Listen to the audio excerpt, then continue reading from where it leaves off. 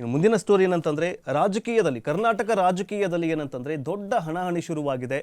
ಅದೇನಂತಂದ್ರೆ ಕಾಂಗ್ರೆಸ್ ಪದತ್ಯಾಗಕ್ಕೋಸ್ಕರ ಅಂದ್ರೆ ಪಟ್ಟದಕ್ಕೋಸ್ಕರ ಹಣಾಹಣಿ ಏನು ನಡೀತಾ ಇದೆಯಲ್ಲ, ಇದರಲ್ಲಿ ಯಾರಿಗೆ ಗೆಲುವು ಅನ್ನೋದೇ ಗೊತ್ತಾಗ್ತಾ ಇಲ್ಲ. ಈಗ ಪರಮೇಶ್ವರ್ ಅವರು ಏನಂತಂದ್ರೆ ಅಂತರ್ಯುದ್ಧದಲ್ಲಿ ಪರಮೇಶ್ವರ್ ಅವರು ಇನ್ನು ಯುದ್ಧ ಶುರುವಾಗೋದಕ್ಕಿಂತ ಮುಂಚೆಗೆ ಪದತ್ಯಾಗದ ಮಾತುಗಳನ್ನು ಆಡಿದ್ದಾರೆ. ಅದರ ಬಗ್ಗೆ ನೋಡ್ತಾ ಹೋಗೋದಾದ್ರೆ ಪದತ್ಯಾಗದ ಬಗ್ಗೆ ಪರಮ್ಮ ಮಾತು ಭಾರಿ ಸಂಚಲನವೇ ಸೃಷ್ಟಿಯಾಗಿದೆ.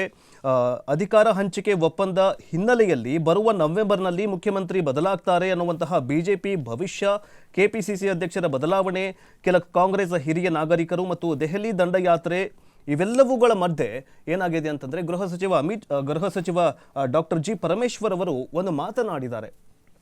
ಅದೇನಂತಂದ್ರೆ ಪದತ್ಯಾಗ ಅಂತಂದ್ರೆ ನಾನು ರಾಜೀನಾಮೆ ಕೊಡೋದಕ್ಕೂ ಸಿದ್ಧ ಅಂತ ಹೇಳಿದ್ದಾರೆ. ಅದರ ಬಗ್ಗೆ ನೋಡ್ತಾ ಹೋಗೋದಾದ್ರೆ ಕಾರ್ಯಕರ್ತರ ಮನದಾಳಕ್ಕೆ ಸ್ಪಂದಿಸಲು ಸಾಧ್ಯವಾಗ್ತಾ ಇಲ್ಲ. ಇತ್ತೀಚೆಗೆ ಕ್ಷೇತ್ರದ ಕಾರ್ಯಕರ್ತರೊಂದಿಗೆ ಬೆರೆಯೋದಕ್ಕೆ ಆಗ್ತಾ ಇಲ್ಲ.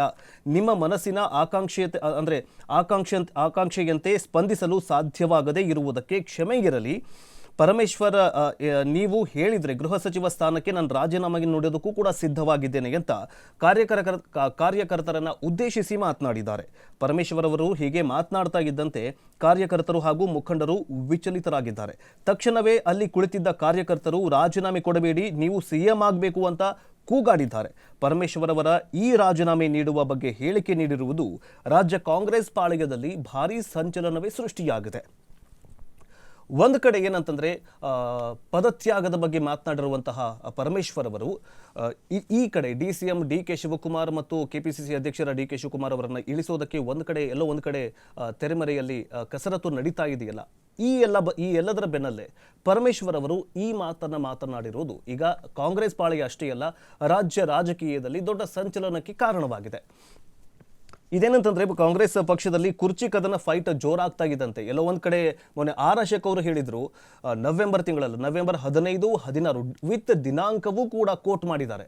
15, 16ನೇ ತಾರೀಕು ರಾಜ್ಯ ಕಾಂಗ್ರೆಸ್ನಲ್ಲಿ ಮುಖ್ಯಮಂತ್ರಿ ಬದಲಾವಣೆ ಆಗ್ತಾರೆ ಎನ್ನುವಂತಹ ಮಾತುಗಳನ್ನು ಆಡಿದ್ರು. ಜೊತೆಗೆ ಡಿ.ಸಿ.ಎಂ ಡಿ.ಕೆ. ಶಿವಕುಮಾರ್ ಮತ್ತು ಕೆಪಿಸಿಸಿ ಅಧ್ಯಕ್ಷ ಸ್ಥಾನದಿಂದ ಕೆಳಗಿಳಿಸುವಂತಹ ಏನು ಕಸರತ್ ನಡೀತಾ ಇದೆ, ದೆಹಲಿ ದಂಡಯಾತ್ರೆ ನಡೀತಾ ಇದೆ, ಇವೆಲ್ಲವೂ ಕೂಡ ಎಲ್ಲೋ ಒಂದು ಕಡೆ ಏನಂತಾರಲ್ಲ, ಕಾಗೆ ಕೂಡೋದಕ್ಕೂ ಟೊಂಗೆ ಮುರಿಯೋದಕ್ಕೂ ಅಂತ ಹೇಳ್ತೀವಲ್ಲ, ಅದೇ ತರನಾಗಿ ಪರಮೇಶ್ವರ್ ಅವರು ಕೂಡ ಈಗ ಈ ಒಂದು ಹೇಳಿಕೆ ಈಗ ರಾಜ್ಯದಲ್ಲಿ ಒಂದು ಸಂಚಲನ ಸೃಷ್ಟಿಯಾಗಿದೆ.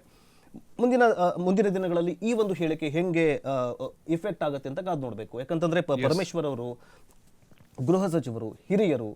ಸೊ ಇವರು ಎಲ್ಲೋ ಒಂದ್ ಕಡೆ ಡಿ.ಕೆ. ಶಿವಕುಮಾರ್ ಅವರನ್ನ ಇಳಿಸೋದಕ್ಕೆ ಅಂದ್ರೆ ಅಧ್ಯಕ್ಷ ಸ್ಥಾನದಿಂದ ಇಳಿಸಬೇಕು ಅನ್ನುವಂತಹ ತೆರೆಮರೆಯ ಕಸರತ್ ನಡೀತಾ ಇದೆಯಲ್ಲ, ಮುಂದಿನ ದಿನಗಳಲ್ಲಿ ಇವರ ಈ ಒಂದು ಹೇಳಿಕೆ ಹೇಗೆ ಇಫೆಕ್ಟ್ ಆಗುತ್ತೆ ಅಂತ ಕಾದು ನೋಡ್ಬೇಕು. ನನಗೂ ಹಂಗೆ ಅನಿಸ್ತಾ ಇದೆ. ಪರಮೇಶ್ವರ್ ಅವರು ಮಾತಿನ ಭರದಲ್ಲಿ ಹೇಳಿದ್ದು ಅಂತ ಅಲ್ಲ, ಅದು ಅದ್ರ ಹಿಂದೆ ಏನೋ ಒಂದು ದಾಳ ಉರುಳಿಸಿರ್ಬೋದು ಅಂತ. ಅಧ್ಯಕ್ಷರ ಬದಲಾವಣೆ, ಈಗ ಒಬ್ಬ ವ್ಯಕ್ತಿಗೆ ಒಂದು ಹುದ್ದೆ, ಕೆಪಿಸಿಸಿ ಅಧ್ಯಕ್ಷರು ಆದ್ರೆ ಅವರು ಸಚಿವ ಸ್ಥಾನ ತ್ಯಾಗ ಮಾಡಬಹುದು, ಈ ತರ ಒಂದು ರಾಜೀನಾಮೆಯ ವಿಚಾರವನ್ನ ಹಾಗೆ ಬಿಟ್ಟಿದ್ದಾರೆ ಅಂತ ಅನಿಸ್ತಾ ಇದೆ. ಬಟ್ ಮುಖ್ಯಮಂತ್ರಿ ರೇಸ್ನಲ್ಲೂ ಕೂಡ ಅವ್ರು ಇದ್ದಂಥವ್ರು. ಈ ಹಿಂದೆನೂ ಕೂಡ ಸಿದ್ದರಾಮಯ್ಯ 13ರಲ್ಲಿ ಅವ್ರ ಹೆಸರು ಕೇಳಿ ಬಂದಿದ್ದು ದಲಿತ ಒಂದು ಕೋಟಾದಲ್ಲಿ. ಹಾಗಾಗಿನೇ ಆ ಒಂದು ಸಿಂಪತಿಯ ಪ್ಲೇ ಕಾರ್ಡ್ ಅಂದ್ರೆ ಆ ಕಾರ್ಡ್ ಅನ್ನ ಪ್ಲೇ ಮಾಡ್ತಾ ಇರ್ಬೋದು ಅಂತ ನಮ್ಗೆ ಅನಿಸ್ತಾ ಇದೆ.